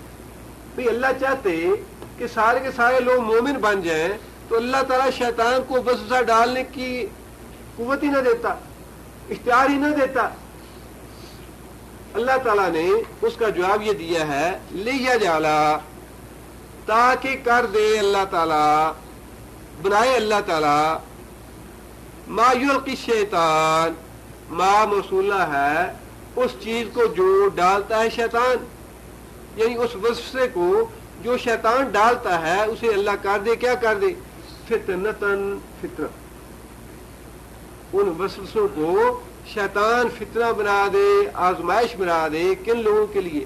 للذین فی قلوبہم مرض، واسطے ان لوگوں کے جن کے دلوں میں منافقت کا روگ ہے، منافقت کی بیماری ہے، جن کے دلوں میں نفاق ہے اسلام کے بارے میں، جو اسلام سے مخلص نہیں ہیں، ان کے دلوں میں شیطان کے ڈالے ہوئے وسوسے کھب جاتے ہیں، نکلتے نہیں ان کے دلوں سے کہ نہیں یہ تو ایسے ہو ہی نہیں سکتا کہ کبھی مقابلہ ہو جائے مسلمان کا یا کافر کا، بالکل ہلاک ہو جائیں گے، ملیا میٹ ہو جائیں گے، ہمارا ملک ختم ہو جائے گا. اللہ فرماتے ہیں کہ شیطان کے یہ جو وسوسے ہیں، یہ میں نے شیطان کو وسوسہ ڈالنے کی قوت اس لیے دی ہے، اس کا اختیار شیطان کو اس لیے دیا ہے تاکہ یہ وسوسے فتنہ بن جائیں. للذین فی قلوبہم مرض، ان لوگوں کے لیے جن کے دلوں میں نفاق کا روگ ہے، والقاسیۃ قلوبہم، اور جن کے دل پتھر بن چکے ہیں ایمان لانے سے. جن کے دل سخت ہو چکے ہیں کہ وہ کبھی ایمان نہیں لائیں گے، اللہ پہ کبھی توکل نہیں کریں گے، ہمیشہ اپنے مادی اسباب پہ توکل کریں گے۔ اللہ فرماتے ہیں کہ یہ جو اہل ایمان ہیں ان کے وصف سے اللہ فرماتے ہیں کہ ہم دور کر دیتے ہیں، اور جو منافق ہیں ان کے لیے وہ فتنہ آزمائش بن جاتے ہیں کہ وہ انہیں وسوسوں میں مبتلا رہتے ہیں اور پھر حالت نفاق پہ ہی مرتے ہیں، مرنے کے بعد سیدھے جہنم میں چلے جاتے ہیں۔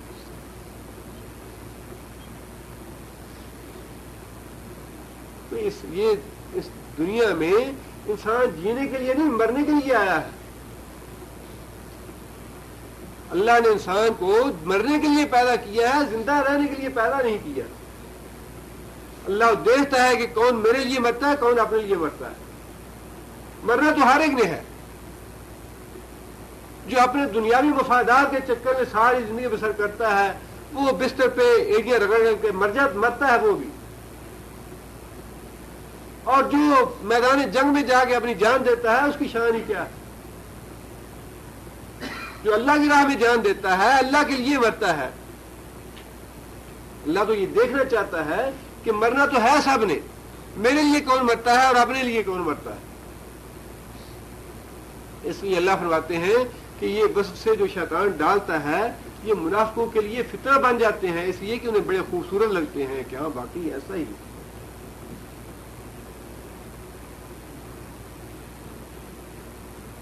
جب بھی کبھی ملک میں اسلامی قوانین کے یا حدود کے نفاذ کا معاملہ آتا ہے تو شیطان یہی وسوسہ ڈالتا ہے کہ آج کل کے زمانے میں چور کے ہاتھ کاٹے جائیں گے، آج کل کے زمانے میں سنسار کیا جائے گا۔ مہذب قومیں ایسے اللہ تعالیٰ معاف کرے یعنی پروپیگنڈا ایسا کیا ہوا ہے یہودیوں نے اور عیسائیوں نے، اپنے لیے بڑے خوبصورت الفاظ انہوں نے گڑے ہوئے ہیں، بلائے ہوئے ہیں۔ مہذب اقوام، مہذب قومیں ہمیں کیا کہیں گی؟ مہذب قومیں وہ بدبخت قومیں ہیں جنہیں سنجی کا پتہ نہیں ہے کہ طہارت کیسے کرنی، رفع حاجت کیسے کرنی، یہ مہذب اقوام ہے۔ غلاظت کا ڈھیر بنے ہوئے ہیں، جو اوپر خوشبوئیں لگائی ہوئی ہے، مسک کا لیبل لگایا ہوا، اندر سے گوبر بھرا ہوا ہے، یہ مہذب قومیں ہیں۔ اپنے لیے اتنے خوبصورت الفاظ اور تراشے ہیں، اور مسلمانوں کے لیے کہ یہ تو وحشی قومیں ہیں، یہ تو دہشت گرد قوم ہے۔ مہذب قومیں ہمیں کیا کہیں گی، تانا دیں گی کہ مسلمان تو بڑے وحشی ہیں، یہ چور کا ہاتھ کاٹ دیتے ہیں، سنسار کر دیتے ہیں۔ یہ وہ وصف سے ہیں جو شیطان دلوں میں ڈالتا ہے، اور پھر منافق جو ہیں وہ شیطان کی آواز بن جاتے ہیں کہ ہاں قومیں کیا کہیں گی، مہذب اقوام ہیں، یہ تو ترقی یافتہ زمانہ ہے، ہمیں دنیا کیا تانے دے گی، کس طرح ہم کر سکیں گے۔ یہ تو ناممکن سی بات ہے کہ آج کل کے زمانے میں ایسا ہو۔ یہ سارے شیطانی وصفیں ہیں جن پہ منافق مطمئن ہو جاتا ہے کہ وہاں واقعی ایسا ہے، اور وہ اس کے لیے فتنہ بن جاتے ہیں، اسے جہنم میں لے جاتے ہیں۔ آگے اللہ فرماتے ہیں کہ وَإِنَّ الظَّالِمِينَ لَفِي شِقَاقٍ بَعِيدٍ، ظالم لوگ، ان الظالمین بے شک ظالم لوگ، لفی البتہ بعید، شقاق مخالفت، بعید دور کی، ظالم لوگ، کافر لوگ، منافق لوگ، مشرک لوگ مخالفت میں بہت دور نکل گئے ہیں۔ مسلمانوں کی مخالفت میں، اللہ کے رسول کی مخالفت میں، اسلام کی مخالفت میں ظالم لوگ بہت دور چلے گئے ہیں۔ اب تو مٹا کے ہی رہنا ہے۔ اس دہشت گردی کیا ہے؟ یہ تو ایک بڑا اٹریکٹو سا لفظ جو ہے وہ کور ہے اسلام کے لیے، ورنہ آج پوری دنیا میں یہودی اور عیسائی جس چیز کو دہشت گردی کہہ رہے ہیں وہ دراصل جہاد اور اسلام ہے۔ جس چیز کو دہشت گردی کہا جا رہا ہے وہ در حقیقت اسلام ہے، کہ اب تو ہم نکلے ہیں تو اسلام کو ہر جگہ سے پوری دنیا سے مٹا کے ہی چھوڑنا ہے۔ 10 سال کا منصوبہ ہے یہ، 10 سالہ منصوبہ ہے کہ پوری دنیا میں جہاں کہیں بھی دہشت گردی ہے اسلام میں اس کو مٹا کے رکھنا ہے. ٹھیک ہے تم بھی کر لو وہ کام جو فرعون نے کیا تھا, اسے بھی پوری اپنے ملک سے یہی کہ کوئی ایسا بچہ پیدا ہی نہیں ہونے دینا جس کے بارے میں نجومی نے کہہ سکے کہ بھئی یہ تمہارا مد مقابل ہوگا یا مقابلہ کرے گا. تم نے اس سے پہلے کتنی کوششیں کی. سید قطب کو تم نے مروایا مصر میں اس لیے کہ اسلام کی آواز نہ نکلے. عدنان مندریس کو ترکی میں تم نے مروایا اسلام کی آواز اٹھانے والا کوئی نہ ہو. مہدی سوڈانی کو سوڈان میں تم نے شہید کروایا کہ وہاں کوئی اسلام کی آواز لینے والا نہ ہو. پاکستان میں مودودی کو پھانسی کی سزا تم نے دلوائی کہ کوئی اسلامی قانون کا نام لینے والا نہ ہو. وہ تو اپنی قسمت سے بچ گیا. لیکن تم نے پہلے کون سے کمی کی ہے اسلام کو ختم کرنے کے لیے؟ احزاب جو تھی, جنگی احزاب نبی صلی اللہ علیہ وسلم کے زمانے میں جو کافر ساری عرب کے قبائل کو چڑھا کے لے آئے تھے 10,000 کا لشکر, وہ بھی تو اسی لیے آئے تھے کہ اسلام کو ایک دفعہ ملیا میل کر کے چھوڑنا ہے. انہوں نے مصیبت ڈال دی ہمیں. کس زمانے میں تم نے یہ تہیہ نہیں کیا کہ ہم نے دہشت گردی کو ختم کرنا ہے؟ ہر زمانے میں تم نے یہی کہا اور یہی سوچا اور منصوبے بنائے تم نے کہ اسلام کو یا جہاد کو یا دہشت گردی کو ختم کرنا ہے. لیکن اللہ تو فرماتا ہے واللہ خیر الماکرین. اللہ کی یہی آیت مسلمانوں کے لیے کافی ہے. واللہ خیر الماکرین. اللہ تعالیٰ کی چال جو ہے وہ بڑی زبردست ہے اور اللہ تعالیٰ اپنی چال چلنے میں بڑا طاقتور ہے, بڑا قوی ہے, بڑا غالب ہے. اللہ کی چال کو کون روک لے؟ والذی ارسل رسولہ بالہدی ودین الحق لیظہرہ علی الدین کلہ ولو کرہ الکافرون. کافروں کو یا مشرکوں کو خواہ کتنا ہی ناپسند ہو, اللہ نے اس اسلام کو پھیلانا ہی پھیلانا ہے, اسے غالب کرنا ہی کرنا ہے. اور ابھی تو امام مہدی جنہیں ہم کہتے ہیں محمد بن عبداللہ جو ہے نبی صلی اللہ علیہ وسلم کی حضرت فاطمہ کی اولاد سے, وہ آنے والے ہیں. اور اس زمانے میں تو اللہ کے فضل و کرم سے یہ بھی ہونا ہے کہ اگر کسی پتھر کے پیچھے بھی یہودی چھپا ہے تو پتھر نے اپنی زبان سے کہنا ہے کہ اے مسلمان بندے آ میرے پیچھے یہودی چھپا ہے, قتل کر دے اس کو. کسی درخت کے پیچھے یہودی چھپا ہوگا تو درخت بولے گا کہ اے مسلمان آگے قتل کر دے اس کو, میرے پیچھے چھپا ہے.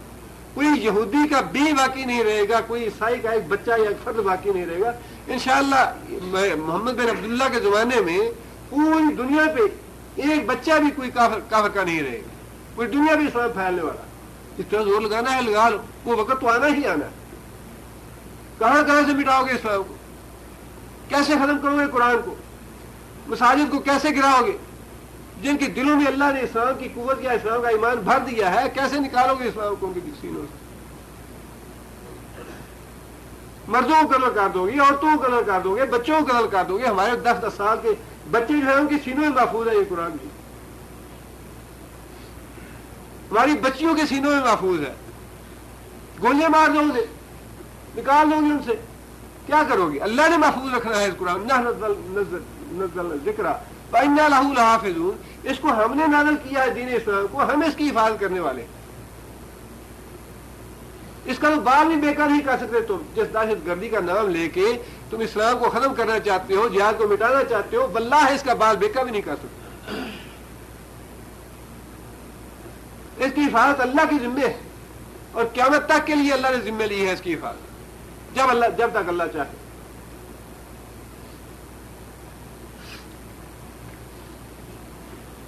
آگے اللہ فرماتے ہیں وَلِيَعْلَمَ الَّذِينَ أُوتُوا الْعِلْمَ. منافقوں کا تو اللہ نے فرما دیا کہ منافقوں کے لیے اللہ تعالیٰ نے شیطانی وصف سے جو ہے ان کو فتنہ بنایا ہے تاکہ یہ جہنم میں جائیں اور اپنے ان وصفوں پہ پکے ہو جائیں. اور اس کے مقابلے میں اللہ فرماتے ہیں وَلِيَعْلَمَ الَّذِينَ, اور تاکہ جان لیں وہ لوگ اوتوا العلم جو علم دیے گئے ہیں قرآن کا حدیث کا, انہ الحق من ربک, کہ وہ حق ہے تیرے رب کی طرف سے. وہ جو مٹا, اللہ تعالیٰ فرماتے ہیں کہ جو میں جواب دے دیتا ہوں شیطان کے وسوسوں کو مٹانے کے, یا جو شیطانی وسوسوں کے مقابلے میں قرآن اور حدیث کے دلائل ہیں, انہیں علم والے جو ہیں وہ جان لیتے ہیں کہ یہی اصل حق ہے, یہی سچ ہے. ایمان والے, علم والے جو ہیں ان کا دل مطمئن ہو جاتا ہے ان دلائل پہ, قرآن اور سنت کے دلائل پہ.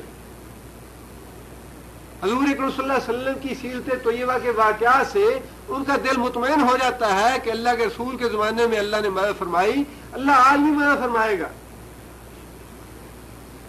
وَلِيَعْلَمَ الَّذِينَ أُوتُوا الْعِلْمَ، جو لوگ قرآن اور حدیث کا علم دیے گئے ہیں تاکہ وہ جان لے اَنَّهُ الْحَقُّ مِن رَبِّكَ، کہ وہ حق ہے تیرے رب کی طرف سے، فَيُؤْمِنُوا بِهِ، اور وہ اس پہ ایمان لے آئیں، فَتُخْبِتَ لَهُ قُلُوبُهُمْ، فتخبتا اور نرم پڑ جائیں لہو واسطے اس حق کے، قلوبہم ان کے دل۔ ایماندار لوگ جو ہیں ان کا طرز عمل یہ ہے کہ ان کے سامنے جب وہ اطمینان والی دلائل آتے ہیں، شیطان کے وصف سے دور کرنے والی باتیں ان کے سامنے آتی ہیں تو ان کے دل مطمئن ہو جاتے ہیں کہ واقعی بات وہی حق اور سچ ہے جو اللہ کے رسول نے کہی ہے۔ ان کے دل جھک جاتے ہیں ان کے آگے۔ آگے اللہ فرماتے ہیں وَإِنَّ اللَّهَ، اور بے شک اللہ تعالیٰ، لَحَادٍ، حادم کیا ہے؟ اسم فاعل ہے، ہدایت دینے والا۔ البتہ بے شک اللہ تعالیٰ ہدایت دینے والا ہے الذین، ان لوگوں کو، آمنوا جو ایمان لائے، الی صراط مستقیم، سیدھے راستے کی طرف۔ اللہ ایمان دیتا ہے ان لوگوں کو جو ایمان لاتے ہیں۔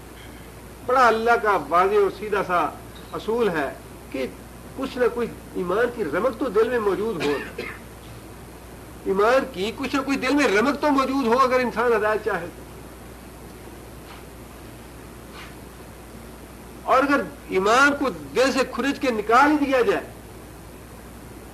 اللہ کے رسول کے نام والی کوئی بات ہی نہ ہو سینے میں، نہ نماز ہو، نہ روزہ ہو، نہ قرآن کی تلاوت ہو، اللہ کے رسول کا نام ہی نہ کوئی سننا چاہے، اس کے لیے ہدایت کہاں سے آئے گی؟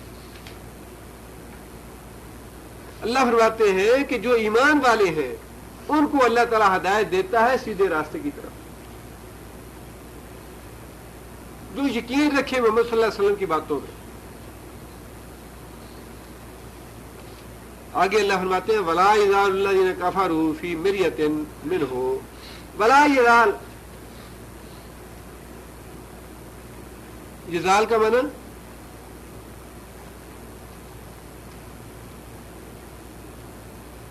یزال کون سا فعل ہے؟ مضارع ہے، بعض مذکر غائب کا صیغہ ہے۔ زوال کا معنی ٹل جانا اپنی جگہ سے، زوال کا وقت جب سورج جو ہے وہ ٹل جاتا ہے۔ زالا ازال ہو، وہ ٹلا، وہ ٹلتا ہے۔ لا ازال، وہ نہیں ٹلتا۔ لا ازال کا معنی وہ نہیں ٹلے گا، مطلب یہ ہے کہ یہ بات پکی ہے۔ لا ازال کا معنی ہمیشہ ایسے ہی ہوگا۔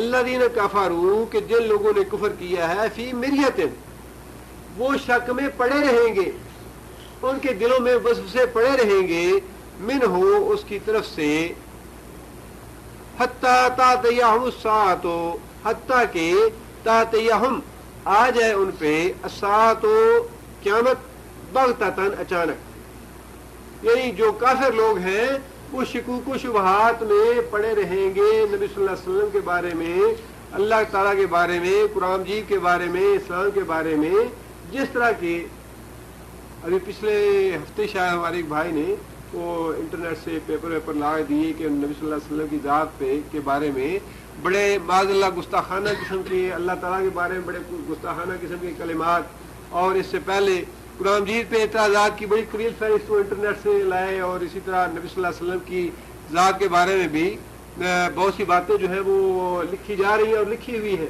تو یہ ساری باتیں وہ ہیں جن کے بارے میں اللہ فرماتے ہیں کہ کافر لوگ جو ہیں وہ تو ہمیشہ انہی شک و شبہات میں پڑے رہیں گے، اور یہی وہ شک و شبہات ہیں جن کے بارے میں نبی صلی اللہ علیہ وسلم نے فرمایا کہ جب قبر میں انسان کو فرشتہ آگے سوال جواب کرتا ہے، کافر ناکام ہو جاتا ہے سوالوں کے جواب دینے میں، تو فرشتہ پھر کہتا ہے کہ تم اسی شک پہ زندہ رہے دنیا میں، اسی شک پہ تم مرے، اور قیامت کے دن اسی شک پہ تم اٹھو گے۔ ہاں جی، رسول اللہ صلی اللہ علیہ وسلم فرمایا تو ہے کہ اللہ کی مدد آتی ہے یا آئے گی، پتہ نہیں آئے کہ نہ آئے، اللہ پتہ نہیں مدد کرے کہ نہ کرے، ایسے ہی مروا لے اپنے آپ کو، پتہ نہیں اللہ مدد کرتا ہے یا نہیں کرتا۔ اور اتنی سامنے قوت ہے، پورا یورپ ملا ہوا ہے، پورا امریکہ ہے، پوری دنیا ساتھ مل گئی ہے، پتہ نہیں کیا بنے، کیا نتیجہ ہو، تباہ ہو جائے، ہلاک ہو جائے، پتہ نہیں ایسے ہوتا ہے یا نہیں ہوتا، یہ ہے شک۔ جبکہ اللہ کہتا ہے کہ میں اپنے وعدے کی خلاف ورزی نہیں کرتا، تم میری مدد کرو، میں تمہاری مدد کروں گا۔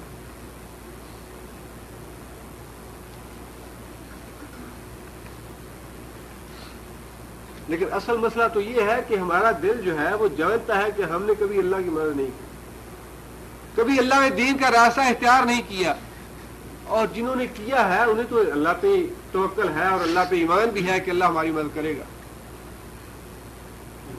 جن کے دلوں میں ایمان واقعی ہے، جو نماز روزہ کرنے والے ہیں یا جو قرآن پڑھنے والے ہیں، انہیں تو آج بھی یقین ہے اس بات کا کہ اللہ ضرور مدد کرے گا، کیوں نہیں کرے گا۔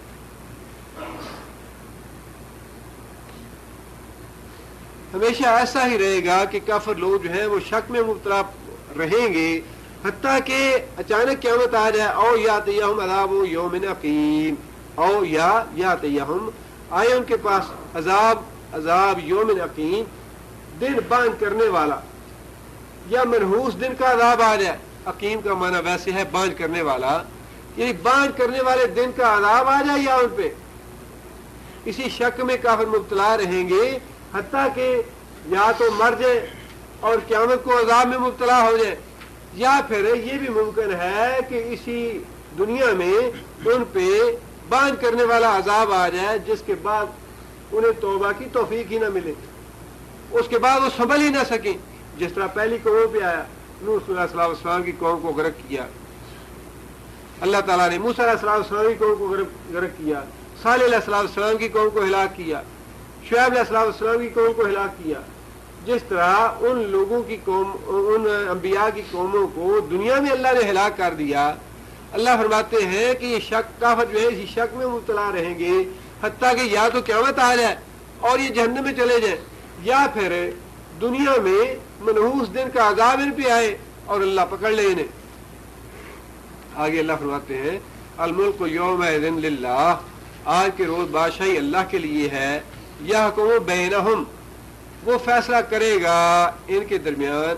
یہ قیامت کے دن کا ذکر ہے، یعنی پہلے اللہ تعالیٰ نے دونوں فریقوں کے بارے میں واضح طور پہ فرما دیا، ایک وہ ہے جو اللہ کی مدد کرنے والا ہے، اس کی ہم مدد کرتے ہیں، ایک وہ فریق ہے جو اللہ کو جھٹلاتا ہے، اس کو ہم عذاب دیتے ہیں۔ اب اسی حوالے سے اللہ فرماتے ہیں کہ قیامت کے دن دونوں گروہ پیش ہوں گے، اس روز بادشاہی اللہ کی ہوگی، اور پھر اللہ تعالیٰ ان کے درمیان فیصلہ کرے گا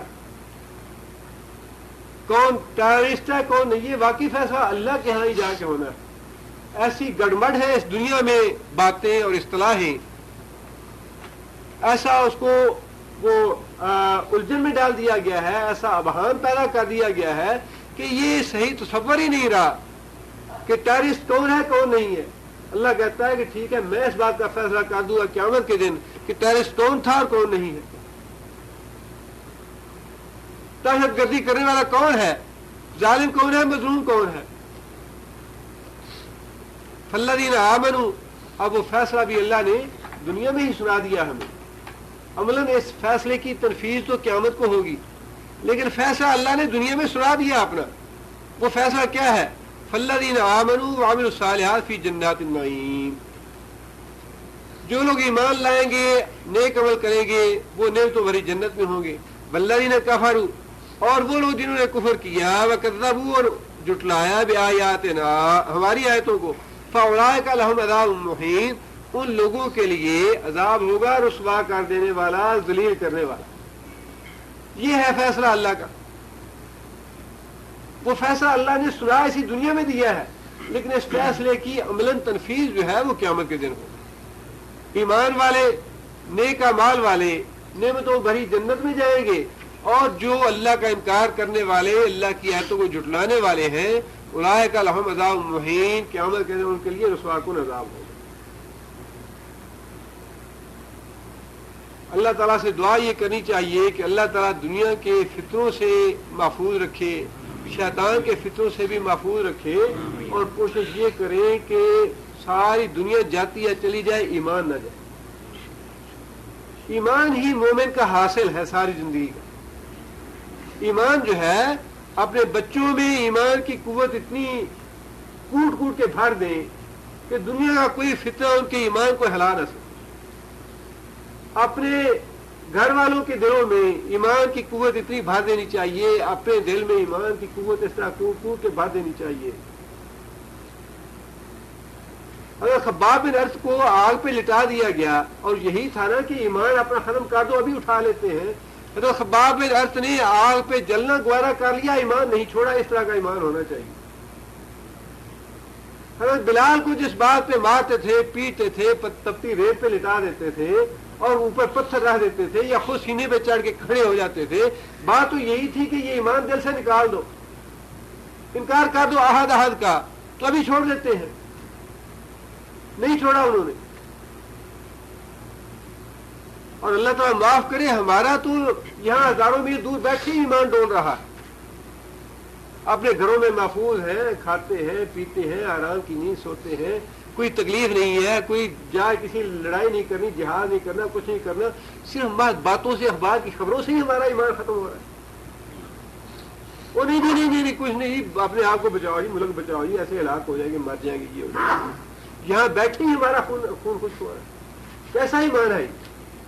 لوگوں اللہ کا قرآن پڑھو، نماز پڑھو، اللہ کے ساتھ تعلق جوڑو، اللہ کی طرف رجوع کرو، اللہ سے دعائیں مانگو، اللہ نصرت کیوں نہیں کرے گا؟ لیکن اصل بات تو یہ ہے کہ انسان ایمان پہ قائم تو رہے۔ اللہ تعالیٰ ایمان کو محفوظ رکھے۔ سبحان ربک رب العزت عما یصفون وسلام علی المرسلین۔